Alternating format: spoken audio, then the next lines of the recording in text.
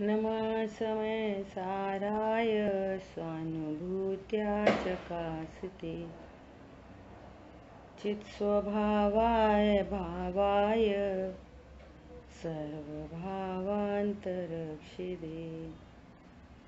वन्दितु सौवसिद्धे धुवमचलमणोवमं गदिं पत्ते भोक्ष्यामि समय पाहुड नरमोसुद केवली बड़िदम।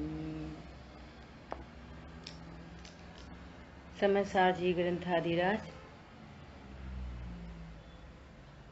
मोक्ष अधिकार अपना शुरू हुआ है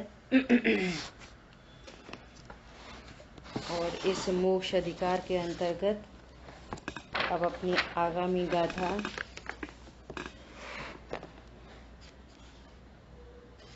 293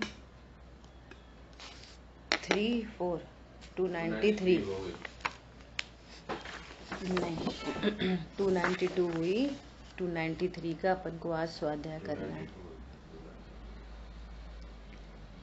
अभी तक क्या बात आई कि बंध के स्वरूप को जानने से बंध का अभाव नहीं होता और बंध की चिंता से भी बंध का अभाव नहीं होता, अर्थात मोक्ष नहीं होता। बंध की चिंता कैसी? अरे अब तो भैया बंधन नहीं चाहिए, कर्म का बंधन मिट जाए, बंधन से दुखी हूँ, बंध मिट जाए। तो बंध मिट जाए से थोड़ी बंध मिट जाएगा, उद्यम करना होगा। बंध के अभाव के लिए उद्यम करना होगा। बंध की चिंता से भी बंध नहीं मिटता। तो आचार्य देव कह रहे हैं कि बंध और आत्मा का द्विधा करण में उद्यम करना, द्विधा करण का व्यापार करना, तो बंध का अभाव होकर मोक्ष होता है। ऐसी बात यहाँ पर चल रही है। अब 293 की उत्थानिका में देखते हैं। मात्र यही बंध छेद ही मोक्ष का कारण क्यों है? बंध का छेदन ही मोक्ष का कारण क्यों है? ऐसे इसके उत्तर स्वरूप ये गाथा आ रही है। ऐसा प्रश्न होने पर अब उसका उत्तर देते हैं। ठीक है, अभी देखो स्यादवाद शैली में बंध किस किस को कहना? बंध मतलब क्या है ना? तो एकदम ऐसा कहें, बंध मतलब द्रव्य कर्म, भाव कर्म, नो कर्म, तीनों ही बंध है। द्रव्य कर्म, भाव कर्म, नो कर्म, तीनों ही बंध है। एक बात। नंबर दूसरी बात, बंध मतलब वास्तव में बंध किसको कहना? भाव बंध, ये निश्चय से बंध है। भाव बंध निश्चय से बंध है। और जहां भाव बंध होता है वहां नियम से द्रव्य कर्म का बंध होता है। क्या बोला? निश्चय से बंध कौन है? कि जीव की परिणति में होने वाले अज्ञान, मोह, राग, द्वेष के परिणाम, ये ही मूल में बंध है। अब जहां भाव बंध है वहां द्रव्य बंध है, तो वो पुद्गलात्मक सत्ता है द्रव्य बंध। और जहां द्रव्य बंध है वहां शरीर नो कर्म अवश्य उपस्थित है।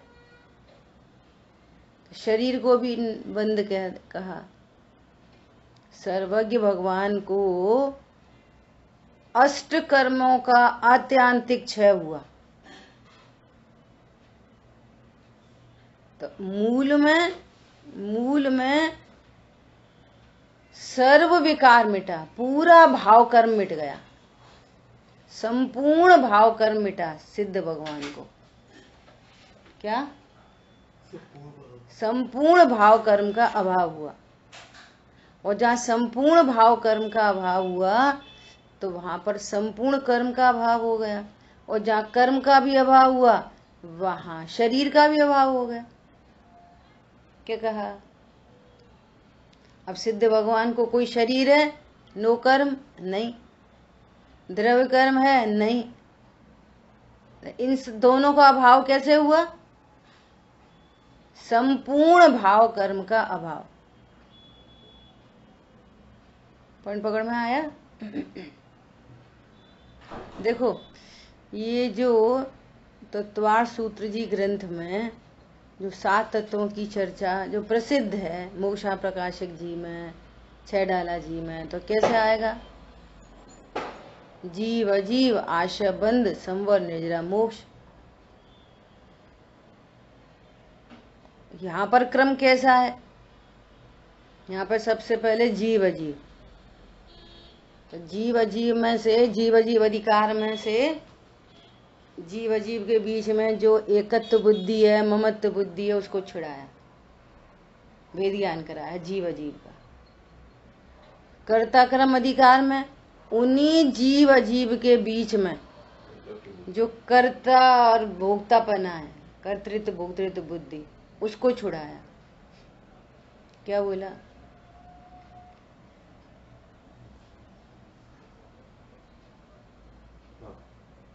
जीव अजीव अधिकार में एकत्व ममत्व बुद्धि छुड़ाई, और कर्ता भोक्ता कर्ता कर्म अधिकार में कर्तृत्व भोक्तृत्व किसके बीच में? किसके बीच में? तो कह रहे हैं अजीव में उन्होंने 29 प्रकार के भाव कहे, 29 प्रकार के भाव। हाँ, वर्णादि और राग आदि।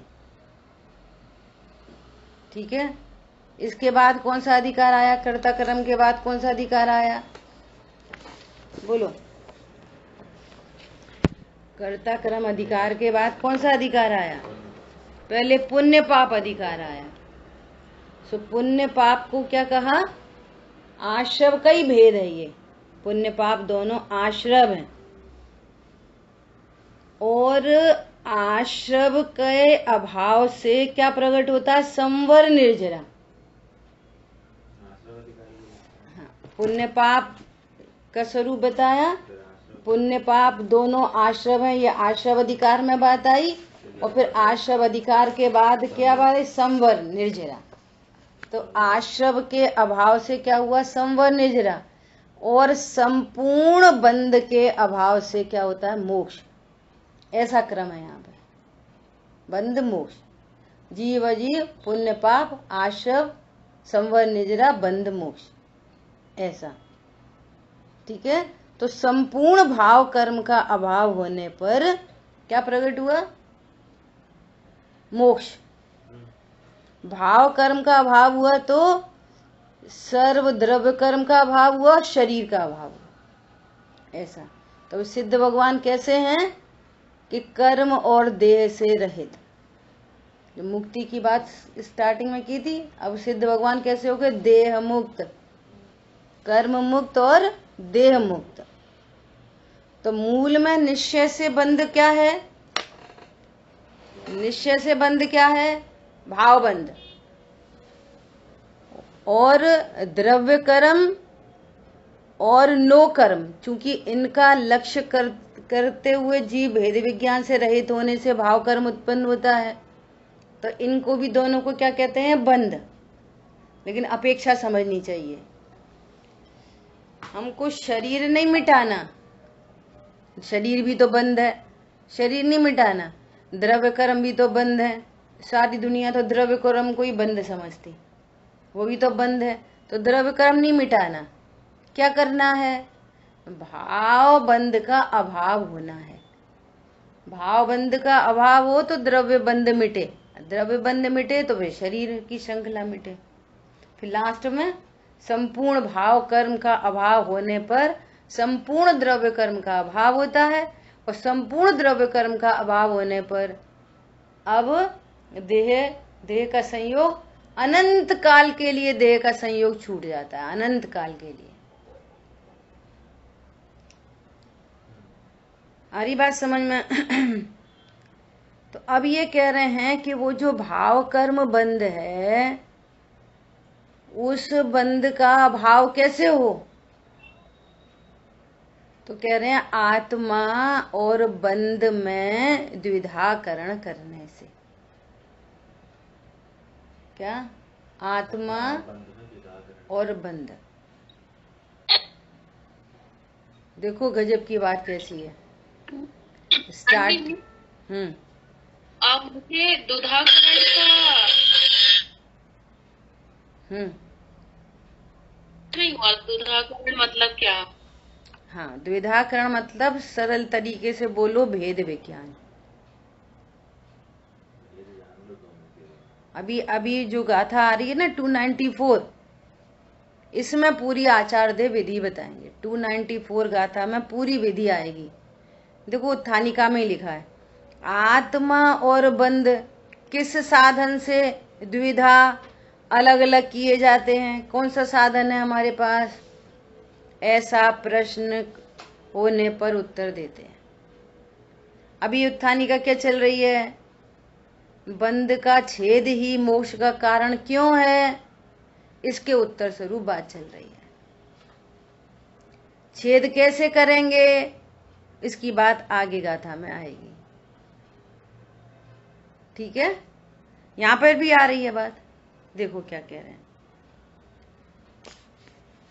बंधाणं च सहावं वियाडिदु अप्पाडो सहावं च बंधेषु जो विरज्यति शोकं विमोक्षणं कुळदि।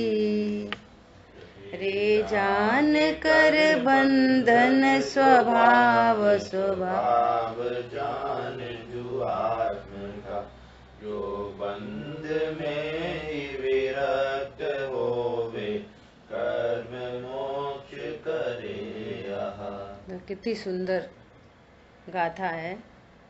तो बंध मतलब सिंपल बोलना, बंध मतलब द्रव्य कर्म, भाव कर्म, नो कर्म, तीनों बंध है। निश्चय से बंध क्या है? भाव बंध। द्वेधाकरण किस में करना है? भाव बंध। ठीक है। बंध मतलब, बंध का एक और नाम क्या है? बंध मतलब, बंध का स्वभाव कैसा है? बंध का स्वभाव है दुख। आत्मा का स्वभाव क्या है? जानना। ये कह रहे हैं स्वभाव जानकर। आत्मा का स्वभाव क्या है? सुख स्वरूप। आत्मा का स्वभाव है सुख स्वरूप। बंध का स्वभाव कैसा है? दुख स्वरूप। ऑपोजिट पार्टी है एकदम। ठीक है। ये बंध कितनी प्रकार से बंध को कहा जा सकता है, वो बात चल रही है। फिर से रिपीट करती हूँ। बंध मतलब सीधा सीधा द्रव्य कर्म, भाव कर्म, नो कर्म। बंध मतलब निश्चय से बंध मतलब भाव कर्म। ठीक है। बंध का स्वभाव क्या है? दुख। बंध के बारे में ये पूरी बातें लिख लो, अनंत काल काम आएंगी। मैं कम से कम चौथी बार रिपीट कर रही। बंध मतलब दुख। और सुनो, बंध मतलब अपराधी वृत्ति। बंध मतलब अपराधी वृत्ति। और वो अपराधी क्या है? बंध मतलब स्व पर को एक जानना। ये विश्व का सबसे बड़ा अपराध है। क्या बोला? स्व पर को एक जानना, ये अपराधी वृत्ति है। और यही बंध है, यही भाव बंध है। समझ आई बात? ये जैसे ये अपना ये समय साहजी ग्रंथ है ना, ये वाला, तो इसमें क्या क्या है? इसमें कुंद कुंद आचार्य देव की टीका है, वो गाथाएं हैं, अमृतचंद आचार्य देव की टीका है, चंपू काव्य, गद्य और पद्यमयी टीका, और इसमें जयचंद छावड़ा का भावार्थ है। ये 3 in 1 है। एक ग्रंथ और है समय सार जी, जिसमें ये तीनों तो हैं, प्लस जयसेनाचार्य देव की टीका है, वो 4 in 1 है। तो जयसेनाचार्य देव कहते हैं कि ये अपराध क्या है, ये मिथ्यात्व, अज्ञान क्या है? हे उपादेय तत्व में अंतर नहीं जानना, ये अपराध है, ये अज्ञान है, ये मिथ्यात्व है। क्या बोला? दोनों के भेद को नहीं, कौन दोनों? आत्मा नहीं, तुम पता नहीं कहाँ रहते हो। हे उपादेय तत्व में अंतर नहीं जानना। हाँ, देखो कानों से तो स्वाध्याय सुना ही नहीं जाता, और पास लोग बोलते ना पास में सुन, पास की तो बात ही अलग है, प्रत्यक्ष। पास दूर से भी कुछ नहीं होता। इधर बैठो सामने चेयर लेके। क्या बोला? हे उपादेय तत्व में अंतर नहीं जानना, ये क्या है? ये अपराध है, ये मिथ्यात्व है, ये बंद है, अपराधी वृत्ति है।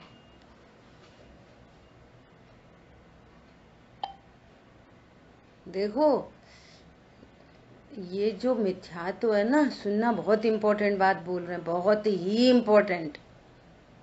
इम्पोर्टेंट बोल रहे हैं, तो उसका अर्थ है कि बहुत ध्यान से सुनने जैसी बात। ये जो मिथ्यात्व है ना, अज्ञान मिथ्यात्व, ये बहुत गुप्त परिणति है, और इस गुप्त परिणति की चर्चा भी क्रिया परिणाम से करी जाती है बताने के लिए। क्या करें, मजबूरी है। क्रिया परिणाम मिथ्यात्व नहीं है। जैसे फॉर एग्जाम्पल कि अभी ये जो बात चल रही है ना, अपन कह रहे हैं बहुत इंपॉर्टेंट बात कह रहे हैं, ध्यान से सुनना। ये मिथ्यात्व का लक्षण कैसे बनता है, सुनना। जैसे अभी कोई शरीर में असाध्य रोग हो जाए और फिर डॉक्टर के पास जाना पड़े, तो कैसे जाते? कुछ भी सोचते रहते हो, डॉक्टर के पास चले जाते। वो प्रेस्क्रिप्शन लिख रहा है, वो कुछ बता रहा है, सुनो ये दवाई ऐसे खाना ऐसे खाना, तो कैसे सुनते हैं? ऐसे। कितने कीनली हो, मुझे कुछ हो नहीं जाए, मुझे कुछ हो नहीं जाए, मुझे ट्रीटमेंट लेना है। तो ये कुछ हो नहीं जाए, ट्रीटमेंट लेना है, ये मिथ्यात्व नहीं है। मिथ्यात्व क्या है? देह के प्रति एकत्व बुद्धि। हे उपादेय तत्व को नहीं, शरीर उपादेय दिख रहा है, आत्मा तो वो पड़ी कचरे में। ये है मिथ्यात्व। वो क्रिया मिथ्यात्व नहीं है, डॉक्टर के पास जाके दिखाना, अलर्ट होके सुनना, सो तो मिथ्या दृष्टि। क्या बोला? वो मिथ्यात्व को ऐसे क्रिया परिणाम से दिखाया जाता है, क्योंकि मिथ्यात्व है गुप्त परिणति, इधर से दिखाएंगे। हाँ, काय की मजबूरी है? ये आपको अलर्ट करने के लिए ये हमारी मजबूरी हो गई। क्या बोला? समझ आई बात? ऐसे दिखाया जाता है मिथ्यात्व को, वो मिथ्यात्व नहीं है वास्तव में। क्या तुम पक्के मिथ्या दृष्टि डॉक्टर के पास जाते हो, कैसे ध्यान से सुनते हो, ये मिथ्यात्व नहीं। आत्मा की बात को रुचि पूर्वक नहीं सुनना, इसमें मेरा हित है, ये उपादेय तत्व है आत्मा। अभी तो इसकी चर्चा भी उपादेय है, जब तक स्वरूप की प्राप्ति नहीं हो। अब इसमें अलर्ट नहीं होना, ये मिथ्यात्व का लक्षण है। बाकी पूरे दिन 24 घंटे ऐसा ज्ञान अलर्ट रहता है कि बस पूछो नहीं। ठीक है। और सुनो, और राग आदि जो भावबंध है उसकी परिभाषा क्या दी उन्होंने? पंचेंद्रीय विषयों में इष्ट अनिष्ट की बुद्धि, ये राग द्वेष है, ये भावबंध है।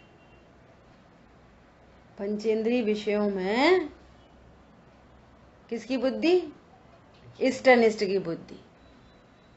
सम्यक दृष्टि को पंचेंद्रीय विषयों में इष्ट अनिष्ट की बुद्धि नहीं होती, भोगों में दिखता है, इष्ट अनिष्ट की बुद्धि नहीं होती, भोगों में दिखता है। वो भी डॉक्टर के पास दौड़ दौड़ के भाग भाग के जाए, क्यों हमें सुबह की दवाई नहीं दी तुमने, भूल गए। लेकिन हे उपादेय तत्वों का अंतर पता है। किसकी बात चल रही है? बंध की बात चल रही है। भावबंध को पहचानो, भावबंध क्या होता है। ठीक है। तो यहां पर कह रहे हैं, देखो गाथार्थ पढ़ते हैं। पढ़ो गाथार्थ पढ़ो शांतनु। बंधों के स्वभाव को और आत्मा के स्वभाव को जानकर बंधों के प्रति जो विरक्त होता है वह कर्मों से मुक्त होता है। देखो कितनी गजब की बात लिखी है। क्या कह रहे हैं? अब ये द्विधाकरण की विधि आ रही है, रागिनी द्विधाकरण की अब विधि आएगी, है ना? क्या आएगी? बंधों के स्वभाव को, तो पहली वाली गाथा जो स्टार्टिंग की थी और इस गाथा में क्या अंतर है? वहां पर कह रहे थे तुम अकेले बंधों के स्वभाव को जानोगे तो मुक्त नहीं होगे, कि प्रकृति प्रदेश स्थिति अनुवाद कितनी कर्म प्रकृतियां वगैरह वगैरह। और यहाँ पर तो फिर कह रहे हो बंधों के स्वभाव को, तो कह रहे हैं बंधों के स्वभाव को और आत्मा के स्वभाव को। वहां पर क्या था? अकेले बंधों के स्वभाव को जान रहे, आत्मा के स्वभाव को जाने ही नहीं। मैं कौन हूं ये जानने नहीं। 8 कर्म उनके ये भेद, उनके ये प्रभेद, फिर इतने कोड़ा कोड़ी सागर का बंध, उसका इतना बंध, इनको इतना बंध, उनको इतना बंध।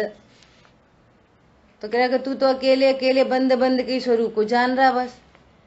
और मैं कौन हूं? मैं तो बनी बनाई स्त्री पुरुष। तो बंधों के स्वभाव को जानकर क्या बात बनेगी? कुछ बात नहीं बनेगी। ऐसा क्या कह रहे हैं? बंधों के स्वभाव को, तो अब यहां पर कौन से बंधों के स्वभाव को? निश्चय से बंध कौन है? भावबंध। वो ही असली बंध है, भावबंध। तो यहां पर कह रहे हैं बंधों के स्वभाव को, अर्थात भावबंध के स्वभाव को, अर्थात वो दुख रूप है। क्या बोला? किन बंधों के स्वभाव को? भावबंध के स्वभाव को, द्रव्य बंध वाले नहीं। वो भी जानने में आए वो अलग बात है, लेकिन मूल में द्विधाकरण कहाँ करना है? अपनी परिणति में। कर्म में कुछ कर सकते नहीं कर सकते, शरीर में कुछ कर सकते नहीं कर सकते। शरीर को कोई फांसी लगा के त्याग कर दे, रेल के नीचे कट के वो जहर पी के, हम तो शरीर को द्विधाकरण कर रहे, शरीर को हम छोड़ रहे। तो शरीर ऐसे छोड़ने से छूटता नहीं है, फिर नया शरीर मिल जाएगा दोबारा, फिर तीसरा मिल जाएगा, फिर चौथा मिल जाएगा। यहाँ भावबंध का छेद करने पर द्रव्य कर्म नहीं होते, द्रव्य कर्म नहीं बनते, तो उस संबंधी नो कर्म की प्राप्ति नहीं होती। संपूर्ण भाव कर्म का अभाव होने पर संपूर्ण द्रव्य कर्म का अभाव होता है। संपूर्ण द्रव्य कर्म का अभाव होने पर अनंत काल के लिए अब शरीर की प्राप्ति नहीं होती, शरीर का भी अब अभाव हो जाता है संयोग से। कर्म तो दिखते ही नहीं है, उस द्रव्य कर्म का छेदन करोगे कैसे? मति शुद्ध ज्ञान का विषय नहीं है। तो कर्म का छेद करोगे कैसे? छेदन किसके बीच में करना है? बोलो, छेदन किसके बीच में करना है? संयोगों के बीच में। भावबंध और आत्मा के बीच। हाँ, छेदन किसके बीच में करना है? भावबंध और आत्मा के बीच में। क्योंकि भावबंध जीव की पर्याय है, तो जीव का काम जीव में होगा कि दूसरों के साथ होगा, नंबर 1। और दूसरों के साथ करें क्यों? परद्रव्य तो हमें कुछ करता ही नहीं, न कर्म का उदय कुछ करता है, और न शरीर विकार कराता है, और न संयोग विकार कराते, न भी दुख देते। मूल में तो हे उपादेय तत्वों के स्वरूप को नहीं जानता, पंचेंद्रिय विषयों में राग द्वेष होता है। ये भाव कर्म दुख रूप है। अरे शरीर के चलते चलते भी तो पूर्ण वीतरागी हो जाते हैं अनंत भगवान। शरीर दुख का कारण होता तो अनंत भगवान भी दुखी होते। लॉजिक लगाओ। 3 कषाय चौकड़ी का वहां पे बोलोगे उनको तो परम औदारिक देह है। चलो, औदारिक देह वाले वे मुनिराज भी 3 कषाय चौकड़ी का अभाव हो जाता है। उन मुनिराज को प्रचुर स्व संवेदन में क्षण क्षण रहते हैं, और शरीर है तो शरीर क्या दुखी कर रहा है? शरीर के रहते रहते तो कषाय का अभाव हो जाता। पॉइंट समझ में आया? ऐसा। वो कर्म क्या करेंगे? कर्म बिचारे कौन? भूल तेरी अधिकाई। वो कर्म दिखते भी नहीं है। तो यदि द्विधा करण जीव और राग, ये तुम्हारा केस है, तो तुम अपने केस में काम करो, दूसरों में कुछ नहीं करना। अज्ञान मोह राग देश तुम्हारा केस है, तो तुम अपने अज्ञान मोह राग देश मिटाओ। उस कर्म में तुम्हें क्या करना है? शरीर में क्या करना है? संयोगों में क्या करना है? कुछ नहीं करना संयोगों में। संयोग तो झांके तहां रहेंगे। जैसे अभी महावीर भगवान सिद्ध क्षेत्र में विराजमान है, तो उनके भूतकाल के फैलाने ढिकाने बहुत सारे, कोई रिश्तेदार, कोई तो यहाँ होंगे चेतन अचेतन पदार्थ, तो वो रहे, उनने अपना काम किया, सिद्ध क्षेत्र में अनंत सुख को भोग रहे। सही तो प्रॉब्लम आपकी है, तो अपनी प्रॉब्लम अपने केस को खुद सुलटा, ये कहना है। यहाँ पर क्या बोल रहे हैं? बंधों के स्वभाव को और आत्मा के स्वभाव को जानकर। अब बंधों क्यों लिखा है? बंधों मतलब एक चीज नहीं है, अनेक चीज है, तब तो प्लूरल है, तब तो बंधों लिखा।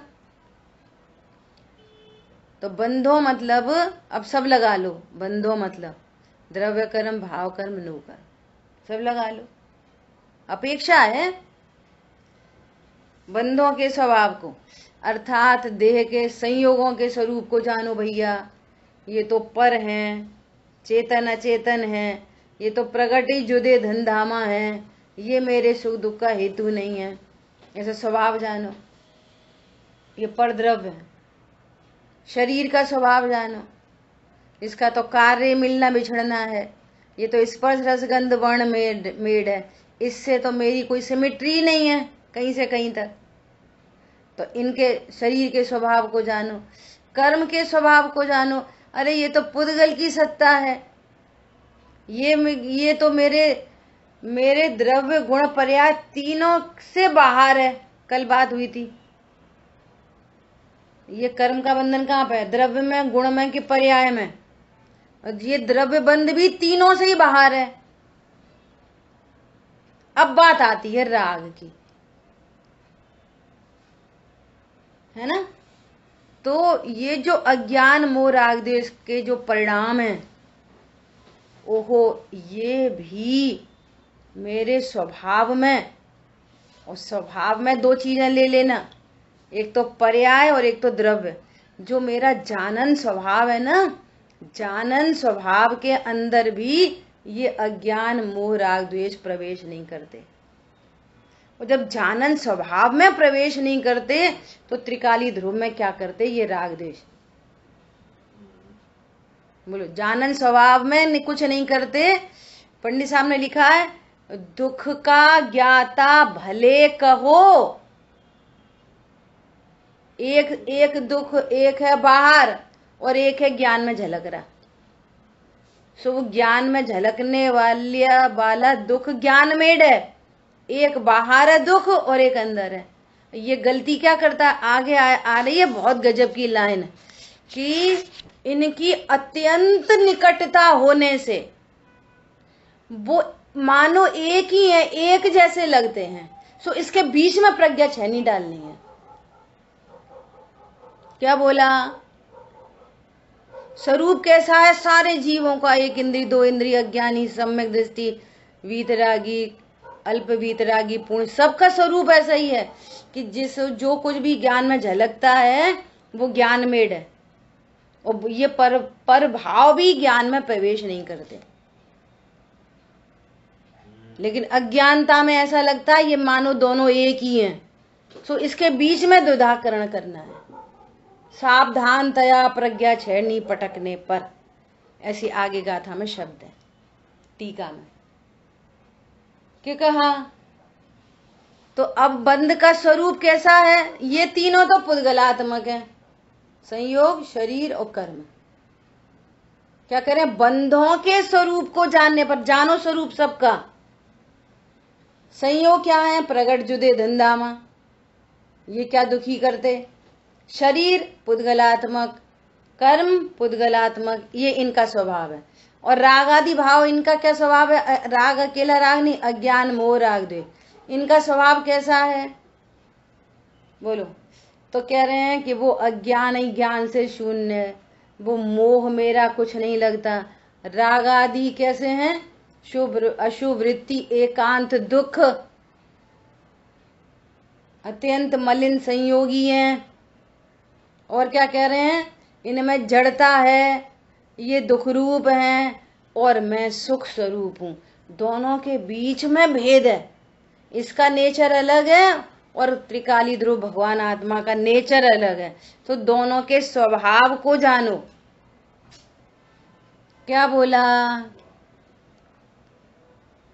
इतना बड़ा काम करना है, अनंत काल के लिए सुखी होना है, तो सबके क्या जानो, बंधों के स्वभाव को और आत्मा के स्वभाव को जानकर, आत्मा के स्वभाव को, आत्मा का स्वभाव क्या है, त्रिकाली ध्रुव परिपूर्ण। अब ये शब्द नहीं चाहिए, इनका भाव चाहिए। कैसा है, सुमत जी भाई साहब बार बार फोकस करते हैं, त्रिकाली ध्रुव अर्थ, अब उसका तत्व चाहिए। कैसा है त्रिकाली ध्रुव, कैसा हूं मैं, कैसा भगवान आत्मा, जिसके आश्रय से ही प्रगटे सभी पूज्य पद दिव्य ललाम, ऐसे निज ज्ञायक स्वभाव की करूं अर्चना मैं अविराम। ऐसा है भगवान आत्मा, मैं भगवान आत्मा, परिपूर्ण भगवान आत्मा। जब तक ये स्वभाव को जानने पर, जब तक मोक्ष की प्राप्ति नहीं होती, तब तक वो जो बीच का पीरियड है वो कैसा पीरियड है, सभी पूज्य पद दिव्य ललाम, व्यंतर ज्योतिषी आदि में नहीं जाता, वैमानिकों में जाता है। पहले से बंध जाए तो भोग भूमि में जाता है, पहले से मनुष्य गति बन गई हो तो राजा आदि के पदों में, बलभद्र चक्रवर्ती ऐसे उच्च उच्च पदों में जाता है, जब तक उसकी पूर्णता नहीं होती तब तक। ऐसा है ये भगवान आत्मा। इसको भूलकर तुम क्या पाना चाहते हो, भगवान आत्मा को भूलना ही दुख है। भगवान आत्मा हूं ये भूलना ही दुख है। क्या कहा, अज्ञान से ही बंध, सम्यक ज्ञान से ही मुक्ति है। जो विराधक ज्ञान का वह डूबता मझधार है। जो त्रिकाली ध्रुव भगवान आत्मा में हूँ इसकी जो विराधना करता है वो मझधार में डूबता है। देखो देवशाह गुरु की विराधना उनके अवर्णवाद का फल तो है नरक, और भगवान आत्मा निज परमात्मा की विराधना का फल है निगोद। इतना बड़ा अंतर है। वो मैक्सिमम, वहां की मैक्सिमम आयु 33 सागर, और यहाँ तो अनंत काल। बोलो, जो विराधक ज्ञान का वह डूबता मझधार है, और जो आराधक ज्ञान का वो ही राधे राधे संसिद्धि राध है।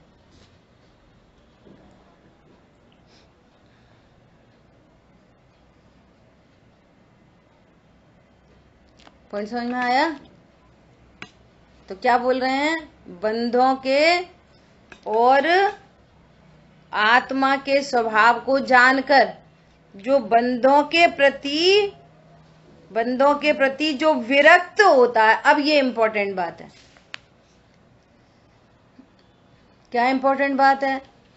कि जब बंधों के स्वरूप को जान लिया और भगवान आत्मा के स्वरूप को जान लिया, तो मैं तो भगवान आत्मा हूं, मैं शरीर संयोग नहीं। तो जब मैं शरीर संयोग नहीं तो इनसे विरक्त हुआ कि नहीं? ऐसे विरक्त होता है। क्या बोला?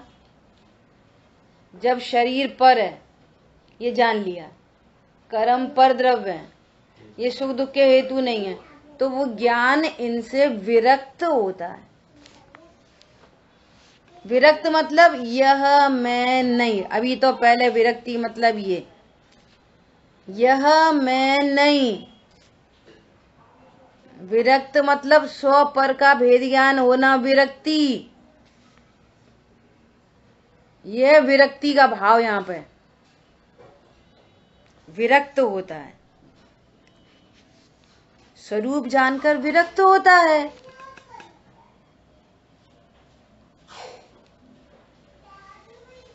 इतनी सरल बात है। विरक्त मतलब इतनी सरल बात है। जैसे किसी को डायग्नोस हुआ हाई कोलेस्ट्रॉल डायग्नोस हुआ, दृष्टांत है। अब डॉक्टर ने बताया आपको तो कोलेस्ट्रॉल बहुत हाई है, आप घी तेल चिकनाई विकनाई बंद करो। तो ये ज्ञान क्या हो गया? विरक्त हो गया। क्यों? अब वहीं लगा लो, हे उपादेय तत्व पता चल गई कि ये मेरे लिए हे है। दृष्टांत है ये। ऐसी मत समझ लेना हाँ सही बात है हमें कोलेस्ट्रॉल।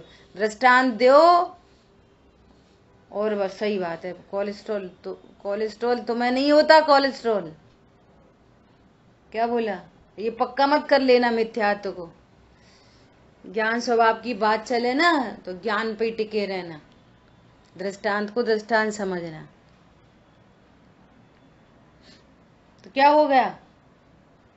अब कभी कभी पूड़ी बूड़ी खा लेता है। अभी दिवाली हो गई तो पूड़ी खा ली, गुलाब जामुन खा लिए। खाने पर भी क्या है? वो विरक्त है। क्या कहा? विरक्ति का भाव समझ में आ रहा है? विरक्त। भैया डायबिटीज है, चीनी नहीं खाओ। क्या है? चीनी से विरक्त। ऐसे ही यहाँ द्रव्य कर्म, भाव कर्म, नो कर्म का स्वभाव जानना इज वेरी इंपॉर्टेंट। बंधों के स्वभाव को जानना। ये क्या यहाँ पर कहते हैं? भैया अब नहीं कुछ मत करो, शरीर में कुछ मत करो। भैया हमें पत्नी बच्चे से कुछ नहीं करना। ये नाटक की जरूरत नहीं है। रहे पत्नी बच्चे, ये ज्ञान तो विरक्त है। क्या विरक्त है? भरत जी घर में ही बैरागी। अरे ये स्व नहीं, ये मैं और मेरे नहीं। मैं इनका कर्ता भोगता नहीं। ये मेरे सुख दुख के हेतु नहीं। इनसे मुझे कोई लाभ हानि नहीं। इक्वल टू विरक्ति। क्या कहा? ये सबसे पहली विरक्ति। बस देखो, सिद्ध भगवान को मोक्ष हो गया, वे द्रव्य कर्म भाव कर्म नो कर्म से रहित हो गए। इसकी शुरुआत, उस मोक्ष की शुरुआत इधर हो गई। क्या बोला? उस मोक्ष की शुरुआत, किसी काम की शुरुआत होती है ना, पहले जन्म पत्री मिलाते हैं, बात चलती है, बात करो भैया, बात करो, बातचीत करो, बातचीत। सबसे पहले क्यों हमारी बिटिया की बात चल रही है, कहाँ पे चल रही है? सबसे पहले बात ही चलती है ना। बात चले तो समझो शादी होने वाली है। क्या बोला? बात चली, फिर जन्म पत्री मिल गई, फिर ओके कर दिया, ओके कर दिया तो फिर सगाई हो गई, फिर शादी हो गई, चली गई। तो शादी होने से पूर्व बात चली थी कि नहीं चली थी? ऐसे ही यहाँ बंधों और आत्मा के स्वरूप को जानना, सबसे पहले बात चलाओ भैया, बात चलाओ। पहले तो संयोग पर द्रव्य, शरीर पर द्रव्य, कर्म पर द्रव्य, और ये जो भाव कर्म है ये भी पर भाव है। त्रिकाली ध्रुव भगवान आत्मा, ये मेरा स्वभाव है। स्वद्रव्य पर द्रव्य से भेद विज्ञान और स्वभाव और विभाव में भेद विज्ञान, ये है द्विधाकरण की विधि, ये है धर्म करने की विधि, और ये है अनंत काल सुखी रहने की विधि। पैसा, लग्जरी, पत्नी, बच्चे, दुकान, मकान, नथिंग, जीरो। क्या तुम कौन लगते हैं हमारे? बोलो मीनल बहन जी, आप हमारी कौन लगती?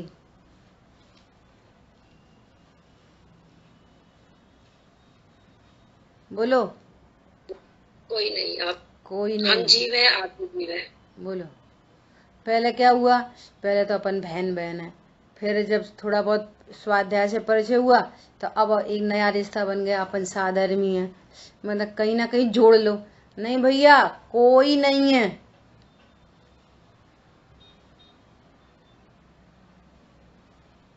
एक केला दूसरे केले का भाई है कि बहन है, एक ही वंश पे लगने वाला। उन्हें उसमें भी तो जीव होता है ना, केला में भी जीव होता है कि नहीं? होता है जीव। तो एक केला दूसरे केले का भाई की बहन, और वहां भोग में जुगलिया पैदा हुए, तो वे भाई बहन, वे तो पति पत्नी, वे तो कौन? 3 दिन में सब चलना बोलना सब सीख जाते, 3 दिन में मैच्योर हो जाते। बोलो, समझ में आया? ऐसी अद्भुत बात है। क्या बोल रहे हैं? अब दोनों के स्वरूप को जानना, कुछ करवाना नहीं है, स्वरूप। जब तक ये जी, अपन कहते हैं ना, ऐसा मत खाओ, ऐसा मत पियो, वैसा मत करो, विषय भोग कम करो, फलाने करो, ढिकाने करो, करने धरने का मैटर नहीं है, स्वरूप को जानना है। बंदों के स्वरूप को जानकर और मैं आत्मा हूं ऐसे स्वरूप को जानकर, बस स्वभाव जानना है, अर्थ और तत्व से जानकर। अरे संयोग कौन सा अर्थ तत्व है? पुद्गल अर्थ तत्व है। शरीर पुद्गल अर्थ तत्व है। तत्वार्थ श्रद्धानम सम्यक दर्शनम। कर्म पुद्गल अर्थ तत्व है। और राग, राग कौन सा अर्थ तत्व है? इतनी देर लग रही है। आशव अर्थ तत्वार्थ है। जड़ रूप भी आशव तत्वार्थ है। आशव आशव तत्वार्थ है, और मैं जीव तत्वार्थ। हरी बात समझ में? तो सबका स्वरूप जानो, और स्वरूप जानकर इनसे विरक्त होता है ज्ञान। बस और जब विरक्त होता है तो ये मोक्ष की प्राप्ति करता है। बात चल पड़ी, क्या बोला, निर्णय हो गया, बात चल पड़ी, फिर निर्णय हो गया। अब देखना, सुनना अलग बात है, देखो आपने अपने ज्ञान में बात चलाई है कि नहीं चलाई है, बात भी चली कि नहीं चली। जन्म पर बहुत लोगों ने जन्म पत्री इकट्ठी कर लेते हैं, बहुत इधर से उधर से उधर। हमारे घर में 10 जन्म पत्री इकट्ठी हो गई हैं, बात तो कहीं चला नहीं रहे, जन्म पत्री क्या करेंगी, क्या बोला, 10 जन्म पत्री रखी है, बात तो कहीं चला ही नहीं।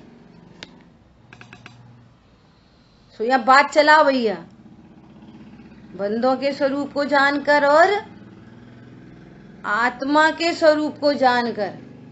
जब स्वरूप जान लिया, ओहो मैं तो भगवान आत्मा हूं, तो वो ज्ञान इन तीनों से विरक्त हो गया। ये है द्विधाकरण की विधि। देखो टीका,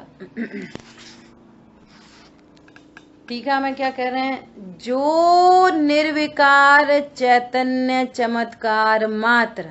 ओहो देखो सुनो, निर्विकार तो धर्म अधर्म आकाश काल भी निर्विकार होते हैं, उनमें कभी विकार नहीं होता, धर्म अधर्म आकाश काल में। तो क्या कहा है, चैतन्य चमत्कार, निर्विकार चैतन्य चमत्कार मात्र, जिसके लक्षण से बात करी है। निर्विकारी हूं मैं, और मैं कैसा हूं, चैतन्य चमत्कार मात्र। अस्थि से बात कर रहे हैं आचार्य भगवान। आत्म स्वभाव को और उस आत्मा के विकार करने वाले बंधों के स्वभाव को जानकर बंधों से विरक्त होता है।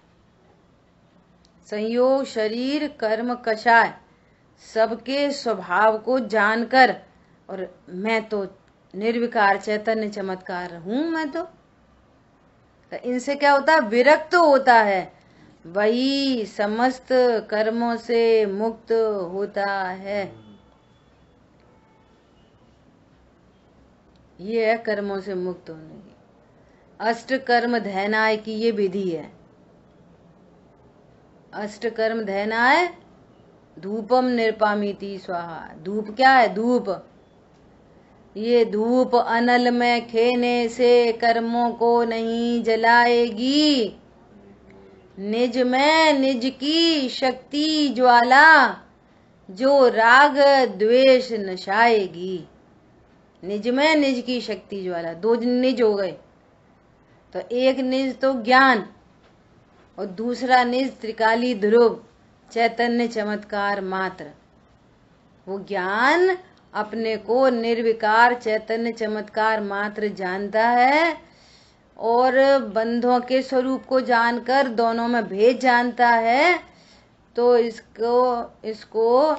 इसने धूप से स्वाहा कर दी। क्या वो वाली धूप अनल में खेने से कर्मों को नहीं जलाएगी, निज में निज की शक्ति ज्वाला जो बंधों से विरक्त होता है। इतनी इंपॉर्टेंट बात है। जो निर्विकार चैतन्य चमत्कार मात्र आत्म स्वभाव को और उस आत्मा के विकार करने वाले बंधों के स्वभाव को जानकर बंधों से विरक्त होता है, वही समस्त कर्मों से मुक्त होता है। इस कथन से ऐसा नियम कहा जाता है कि आत्मा और बंध का द्विधाकरण पृथक्करण ही मोक्ष का कारण है। बस ये मोक्ष का कारण है। अब देखो अभी सारी बातें कितनी दूर की नहीं लगती। हम तो पूजा करते हैं, हम तो पाठ करते हैं, हम तो शुद्ध खाते हैं, हमने तो इतने रख लिए कपड़े, हमने तो 7 जोड़ी, हमने तो 20 जोड़ी, हमने तो फलाने, हमने तो डिकाने। कितनी दूर की बातें रह गई। कहीं आ रही है यहाँ पे ये सारी बातें कुछ भी? बोलो तो करें कि नहीं करें? अरे करें, द्विधाकरण करो। वो भाव आशव तत्व है और मैं जीव तत्व। क्या बोला? देखो एक दृष्टांत, जैसे स्वाध्याय करते हैं ना, तो ऐसा आता है, भैया अपन पर का कुछ नहीं कर सकते, पर को समझा नहीं सकते। वीर सागर जी भाई साहब का कल प्रवचन भेजा मैंने, पर का कुछ नहीं कर सकते। क्या बोला? पर को नहीं समझा सकते,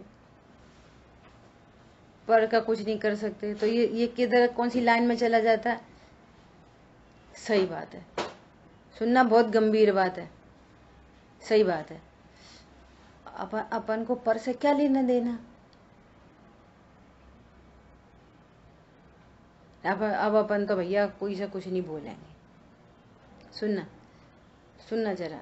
एक व्यक्ति ने जिनवाणी में किसी विद्वान का प्रवचन सुना, उसमें पूरी बात ये आई कि अपन पर का कुछ नहीं कर सकते। तो एक व्यक्ति तो सुनेगा, उसे कोई फर्क नहीं पड़ता। तरह तरह की जीव है ना, कोई नो चेंज एट ऑल। उसमें भाई साहब ने उदाहरण दिया, इधर से सुनता है इधर निकाल देता है, इधर से सुना इधर निकाल दिया।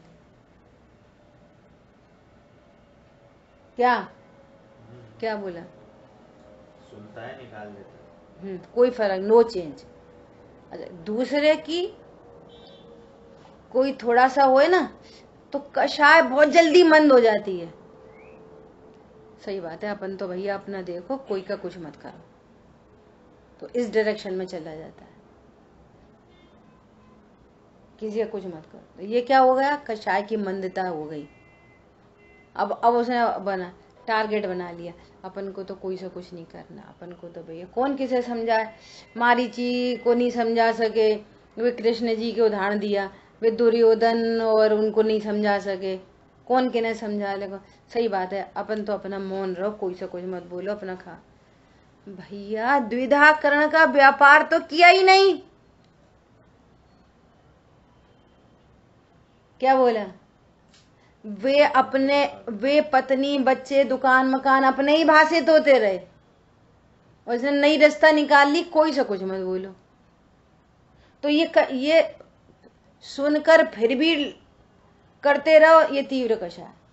और सुनकर अरे रहने दो, ठीक है, कोई से कुछ मत बोलो, ये मंद कषाय। तो द्विधाकरण कहाँ हुआ? पॉइंट पकड़ में आया? ये बढ़िया, बिल्कुल बिल्कुल, ये बिल्कुल, इसका नाम है, ये है बंधों से मुक्ति का उपाय। अब देखना, अब अभी भी अब वो द्विधाकरण की प्रोसेस में चल आ गया, अभी भी किसी को समझाने का विकल्प उत्पन्न होता है। तो कषाय की मंदता में ये भाव आता है, प्रभु इस भाव का भी कब अभाव हो। नंबर 1, ये चरणान योग की शैली है, ये इसका भी अभाव हो ये।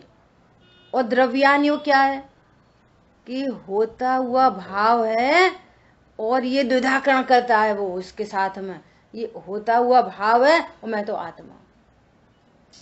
दोनों में इतना जमीन आसमान का फर्क है। मंद कषाय में क्या भाव आएगा? नहीं भैया सब सही बात है, सब न्यारे न्यारे हैं, सबकी योग्यता है। ये भाई साहब के पहले नंबर के प्रवचन के बाद का ये रिजल्ट है। ऐसे बातचीत चलती रहती है। क्या बोला? भाई साहब के पहले प्रवचन का ये रिजल्ट है।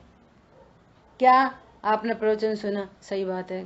कोई किसी को भाई साहब ने उदाहरण दिया, क्या उदाहरण दिया? वे कृष्ण जी दुर्योधन के पास गए, अरे काहे को तुम युद्ध कर रहे हो, 5 गांव तो मांग रहे हैं, दे दो, बाकी तुम सब रखो, 5 ही तो छोटे छोटे कोई गांव पकड़ा दो, क्या फर्क पड़ेगा। ऐसे कैसे दे दें? 1 गांव नहीं देंगे। और फिर उनके पास गए, धर्मराज के पास, उनको बोला अरे क्या फर्क पड़ता है, 5 गांव, तुम छोड़ो युद्ध।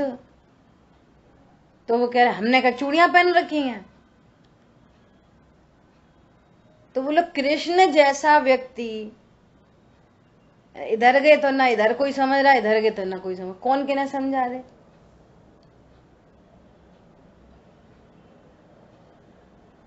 आद हिदम का दव्वम, आत्महितम हित ही करने योग्य है, कौन के ने समझा है, कौन के ने समझा दे। सामने सामने दिख रहा है, कौन समझाने से समझता है। तो अब ये वाली बात सुन के सही बात है भैया, कोई किसी को मत समझाओ, अपना हित करो, अपना हित करो। तो अब ये कह रहे हैं कि अपना हित करो। जैसे यहाँ पे बात चली ना कि कर्म के विचार मात्र से मुक्ति नहीं होती, कर्म नहीं कटते, ऐसे ही भैया अपना हित करो, अपना, हाँ हमें तो कुछ नहीं करना, अपना हित करना है। तो इस विचार से भी हित नहीं होता। अजीत भाई साहब कहाँ चले गए, क्या बोला? जैसे वहां पे कर्म के विचार की श्रृंखला से कुछ नहीं होता, ऐसे ही हमें तो भैया कुछ नहीं करना, अब आत्महित करना है, आत्महित करना है भैया, अपना कोई सा मतलब नहीं, आत्महित करना है, इससे भी हित नहीं होता। ये द्विधाकरण की विधि चाहिए, ये द्विधाकरण चाहिए। हाँ आत्मा, सही बात है भैया, अपन तो जानने वाले, सही बात है अपना भैया जान। द्विधाकरण करो, वो उधर कषाय की मंदता उत्पन्न हुई और यहाँ पर अरे ये मंद कषाय भी कषाय है और मैं ज्ञान स्वभाव हूँ, ऐसा दोनों के बीच में प्रज्ञा छह नहीं डाले तो कार्यक्रम बनता है। इतनी इम्पोर्टेंट बात है, बोलिए। वो अनंत बार ये बात क्लियर हो रही है, क्लिक हो रही है कि अनंत बार मुनि बन के 11 अंग का ज्ञान प्राप्त करके ये रह गया, आत्म स्वभाव से वंचित रह गया ज्ञान, और ये ज्ञान द्विधाकरण, ये वाली बात क्लिक हो रही है। बहुत अच्छा। अब इस यहाँ से भी आगे बढ़ना है, सुनो, अब यहाँ से भी आगे बढ़ना है कि सही बात है, अनंत बार यही रह गई और कुछ नहीं करा, अनंत बार में यही रह गई। अब इससे भी आगे बढ़ना, हाँ अब रह गई सो रह गई, वर्तमान में मुझे तो द्विधाकरण करना है, और करना क्या है, दोनों के स्वरूप को भिन्न भिन्न जानना। बराबर, समझ आ गई बात? ऐसा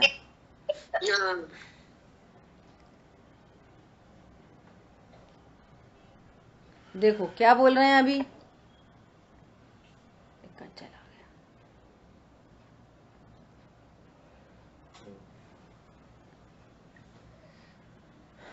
क्या बोल रहे हैं अभी, देखो